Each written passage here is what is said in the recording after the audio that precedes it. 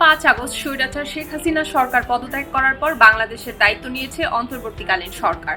রাজনৈতিক এই পট পরিবর্তনের ঘটনায় গুঞ্জন জল্পনায় উঠে আসছে যুক্তরাষ্ট্রের ভূমিকার কথা।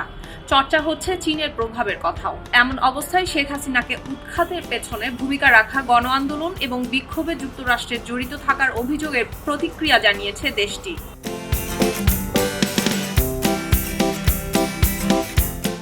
দেশটি দ্ব্যর্থহীনভাবে জানিয়েছে, বাংলাদেশের সরকার বিরোধী বিক্ষোভে যুক্তরাষ্ট্র জড়িত ছিল না। এছাড়া ডক্টর মোহাম্মদ ইউনূসের নেতৃত্বাধীন অন্তর্বর্তীকালীন সরকারের সাথে কাজ করতে যুক্তরাষ্ট্র প্রস্তুত এবং আগ্রহী বলে আবারও জানিয়ে দিয়েছে যুক্তরাষ্ট্র।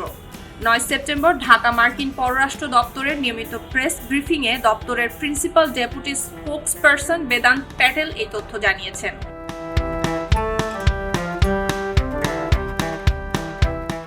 এই ব্রিফিংয়ে এক সাংবাদিক শেখ হাসিনাকে ক্ষমতা থেকে উৎখাতে চীনের প্রভাব এবং যুক্তরাষ্ট্রের ভূমিকা নিয়ে বিভিন্ন রিপোর্ট সম্পর্কে জানতে চান।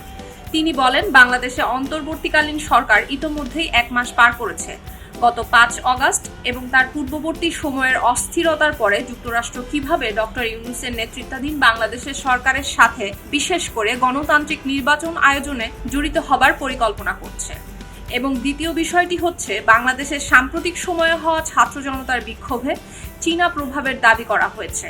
যুক্তরাষ্ট্র এই পরিস্থিতিকে কিভাবে মূল্যায়ন করে এবং এই অঞ্চলে কি কোনো প্রকার কৌশলগত উদ্বেগ আছে বলে মনে করছেন কিনা। জবাবে মার্কিন পররাষ্ট্র দপ্তরের প্রধান উপমুখপাত্র বেদান্ত প্যাটেল বলেন, দেখুন, আমরা বাংলাদেশের পরিস্থিতি নিবিড়ভাবে পর্যবেক্ষণ করছি। আমরা ডক্টর ইউনূসের নেতৃত্বাধীন অন্তর্বর্তী সরকারের সাথে কাজ করার জন্য প্রস্তুত এবং আগ্রহী, কারণ এই সরকার বাংলাদেশের জনগণের জন্য গণতান্ত্রিক ভবিষ্যৎ নির্ধারণ করে চলেছে। এর বাইরে আমি আর বেশি কিছু বলতে চাচ্ছি না। পৃথক প্রশ্নে ওই সাংবাদিক বলেন, কিছু ভারতীয় সংবাদ মাধ্যম বাংলাদেশের সরকার বিরোধী বিক্ষোভে যুক্তরাষ্ট্রের জড়িত থাকার ইঙ্গিত দিয়েছে। যদিও ভারত ঐতিহাসিকভাবে ক্ষমতাচ্যুত শেখ হাসিনা সরকারের ঘনিষ্ঠ মিত্র ছিল। এই অভিযোগ যুক্তরাষ্ট্র ভারত সম্পর্ককে চাপে ফেলতে পারে কিনা। জবাবে বেদান্ত প্যাটেল বলেন, আমি সেই রিপোর্টগুলো দেখিনি, তবে আমি দ্ব্যর্থহীনভাবে বলতে পারি সেগুলো সত্য নয়। হয়তো এই কারণেই আমি সেই রিপোর্টগুলো দেখিনি। সুলতানা দিনা, ডেস্ক রিপোর্ট, খবরের কাগজ। সবাই যখন জোয়ারে গা ভাসায়, কেউ কেউ ঘুরে দাঁড়ায়। সময় হারতে শেখালেও কেউ কেউ চ্যালেঞ্জ ছুড়ে দেয়। পক্ষপাতের ভিড়ে আজ থেকে কোনো পক্ষ নয়, খবর হবে নিরপেক্ষ। বানোয়ার তথ্যবাদ, খবর হবে নিখাদ।